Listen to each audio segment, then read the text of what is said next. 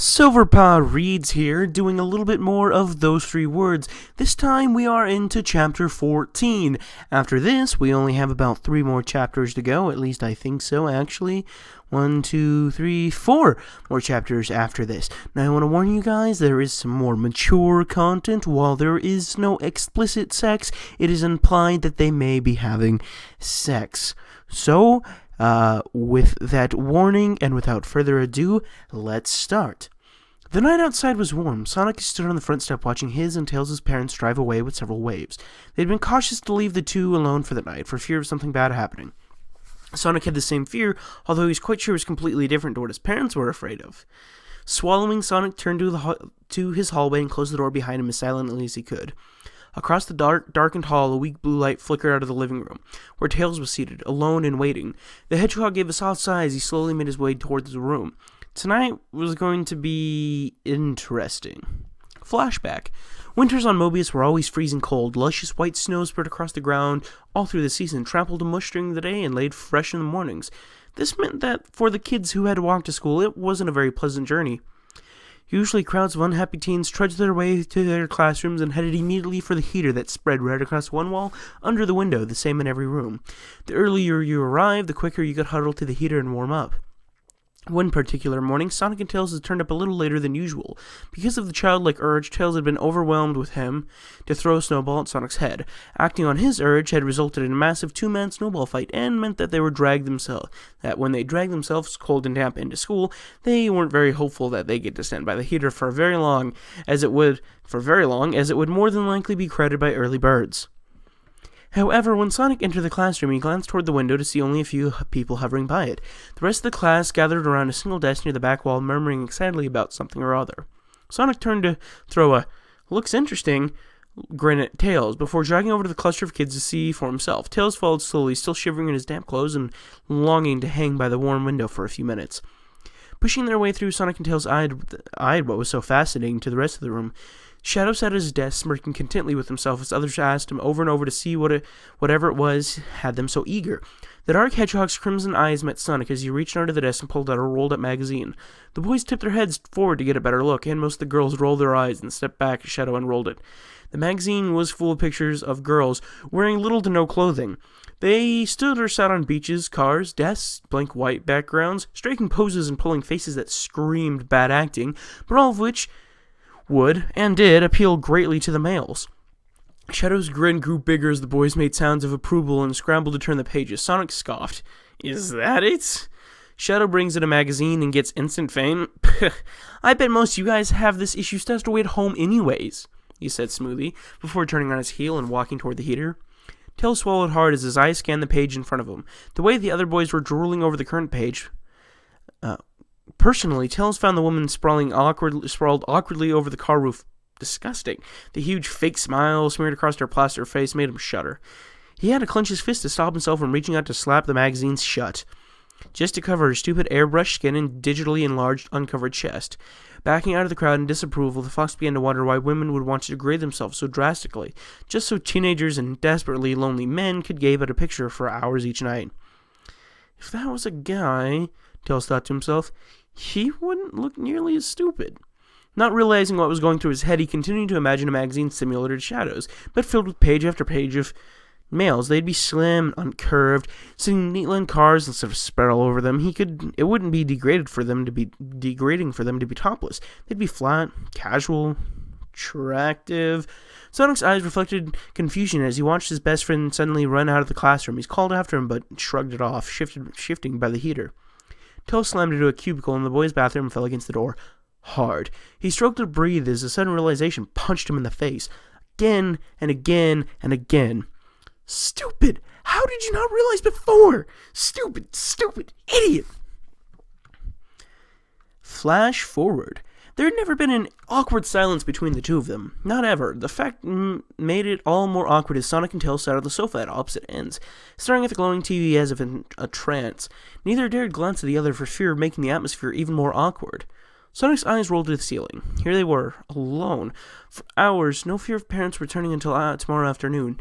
They had all the time in the world compared to what they usually did. Hours and hours of time to do anything they wanted. It was what they'd longed for since the beginning. Time alone, even just next to each other. They both knew it, both wanted the same thing, so why was it so damn awkward? Why weren't they using their time rather than letting it tick away, sitting in silence?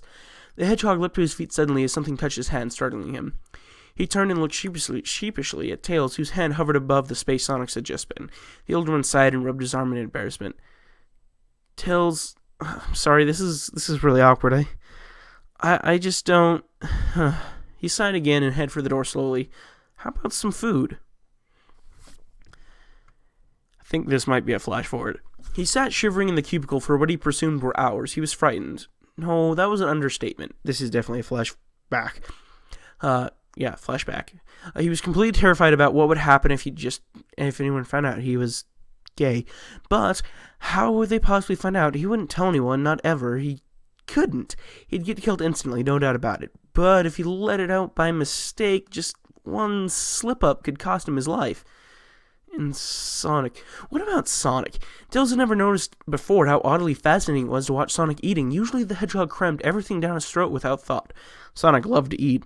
But tonight he seemed different. Each bite he took, each time his jaw moved with each chew, he appeared to be eating slowly and carefully, as if every second of eating that pizza slice mattered. His green eyes flicked towards Tails as he swallowed and reached for another piece. Actually, this is not a flashback. I apologize. It kind of sounded like it because it said Tails was shivering. Why are you watching me like that? He asked with interest, gathering cheese with his tongue. Tails cleared up his throat a little and turned away, feeling his cheeks begin to heat up. Sorry, I was just... The fox stopped mid-sentence as he felt Sonic's hand take his own and shuffled toward him carefully. They sat hand in hand right beside one another, legs touching lightly, arms brushing together with every movement. Tails coughed a bit, his face burning.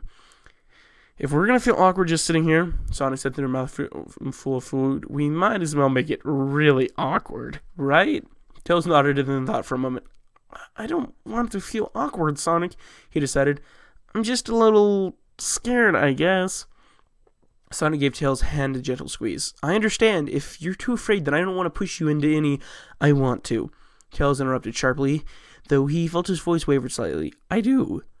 Sonic smiled and standing up to clear the remains of their dinner and take them into the kitchen. As his partner left the room, Tails sat back in his seat, his heart thudding hard.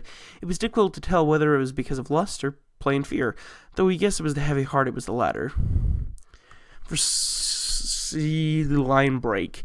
For Sonic, realizing he was gay, was quick and mostly painless. He had dreams about Tails for a while, dreams where they'd sit, talk, hand in hand, talking about nothing important. Nothing that Sonic remembered when he woke up. There were dreams he had about childhood memories with Tails, simple visits to park and carnivals and school field trips, where they'd mess around and walk off together on their own, and then there were the dreams in which the two were older, set in places like bars, offices, big fancy apartments, restaurants, those type of things. They walked off together in those places too, outside the bar, in a small alleyway, into an uncrowded office room. Here they would kiss, passionately and for hours, just kissing and nothing else. Sonic woke up morning after morning, confused as to what those dreams meant. When Tails leaned in to kiss him for that first time, it all fell into place. It wasn't a hard-hitting realization like Tails' discovery had been. It was more like a, oh, of course, feeling that you get when you find out something you couldn't remember. The fear was there, but the love overwhelmed it, unlike with Tails. It might have been because Sonic had less time for the fear to build up than Tails did. The second the penny dropped for Sonic, he knew that Tails felt the same way, and that was that. For the younger one, he had weeks beforehand to worry and fret and lose sleep, wondering what to do about it. So even though they felt the same, there would always be a different balance between fear and feelings for both of them. When Sonic returned, he sat down next to Tails, as he had before, only closer this time.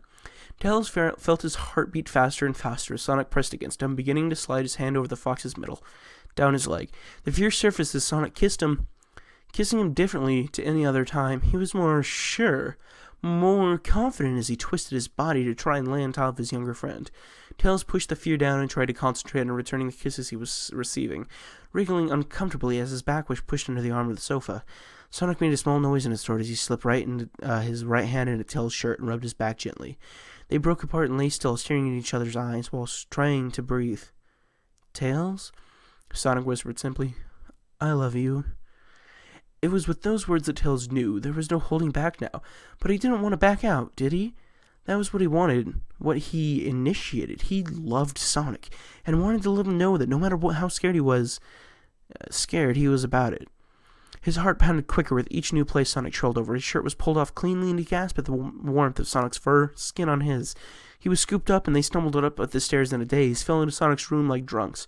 The fear resurfaced when Tails was held against the closed door and kissed until he was dizzy. His vision blurred as Sonic joined him in the bed. He felt like a drunk. It was all unclear as it was happening. Somehow the fear was thrown to one side and replaced with an animal-like need to be close to his partner. As they got more and more close as the night continued, two teens were hopelessly in love, shared a secret in one small room, hidden away from the world. They did something that had never been done before in history. But it didn't matter. It wasn't important because all it was love. And love happened a billion times over, again and again and again. The world revolved around love, and that's how Tails felt during the moment. He felt amazing. The entire planet disappeared, and it was just Sonic, the love of his life, and him, nothing else. The fear was obliterated as love took him over, the love they had made. Whoever said teenagers only think they're in love was proved wrong right then, because both Sonic and Tails were completely certain that they didn't want or need anyone else, ever. As long as they had each other, no matter what happened, whether the fear returned or not, they'd be alright. Line break. Sonic's eyes were heavy, his head pounded and his limbs were numb. Attempting to roll onto his back, he raised a difficult hand to his head and wondered why he felt so hungover. Then his clouded eyes widened and his realization hit, not like a punch in the face, more remembering something he'd forgotten. He moved his head sharply to the left, causing a jolt of pain in the back of his neck. The space next to him was empty, the sheets crumpled to indicate that a small body had laid there up to an hour or so ago. Swinging his legs out of bed, Sonic searched around for something to put on before slowly making his way down the stairs. The kitchen floor was cold as he walked in. Outside, the early morning sun was beginning to rise. Tails' shimmering blue eyes watched the view with content. Before switching to look at Sonic, they wore symmetrical smiles as their eyes met, Tails' brimming with elated tears. "Hey," Sonic muttered softly.